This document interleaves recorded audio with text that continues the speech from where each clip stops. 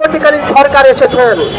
এই অন্তর্বর্তীকালীন সরকারের সময় আমাদের রাস্তায় পড়ে আন্দোলন করতে হয়, এটা আমাদের দুঃখের বিষয়।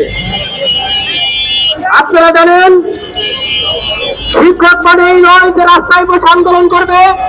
শিক্ষক মানে এই যারা দাবি করার কারিগর, তারা রাস্তায় নয়, তারা প্রতিষ্ঠানে ছাত্র ছাত্রীকে সঠিক সময়ে সঠিক পাঠদান দেবে। আর সেই সঠিক পাঠদানের মাধ্যমে বাংলাদেশ প্রতিবন্ধী বিদ্যালয়ের ছাত্র ছাত্রীগুলো মানুষের মতো মানুষ হিসেবে গড়ে উঠবে, তারা সুশিক্ষিত হবে। কিন্তু আমি সমাজ কল্যাণ মন্ত্রণালয়ের উপদেষ্টা ডক্টর শারমিন এস মুর্শিদ স্যারের কাছে বিনীত আবেদন করছি, বাংলাদেশ প্রতিবন্ধী বিদ্যালয়গুলো অনতি বিলম্বে স্বীকৃতি এবং এমপিও প্রদান করবেন। স্বীকৃতি এবং এমপিও প্রদান করে সেই প্রজ্ঞাপন বাংলাদেশ প্রতিবন্ধী বিদ্যালয় সমন্বয় পরিষদের কেন্দ্রীয় কমিটির সম্মানিত সভাপতি ইলিয়াস ভাইয়ের হাতে তুলে দেবেন।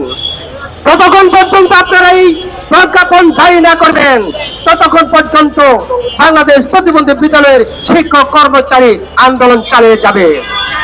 এদের প্রাণের বিনিময় হলেও এই প্রতিষ্ঠানগুলোর একটি ন্যায় দাবি আদায় করে ছাড়বে ইনশাল্লাহ।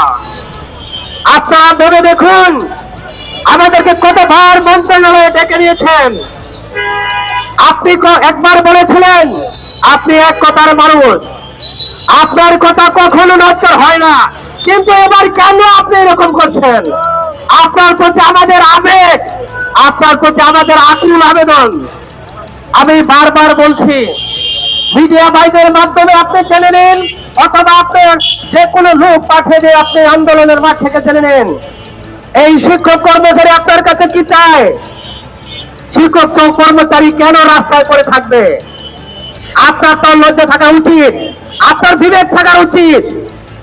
আপনার রাষ্ট্রে আপনি বড় দায়িত্ব নিয়েছেন, সেই দায়িত্ব কিন্তু আমাদের মাধ্যমে আপনি পেয়েছেন, আমাদের পায়ে কিন্তু আপনি এই দায়িত্ব পাননি।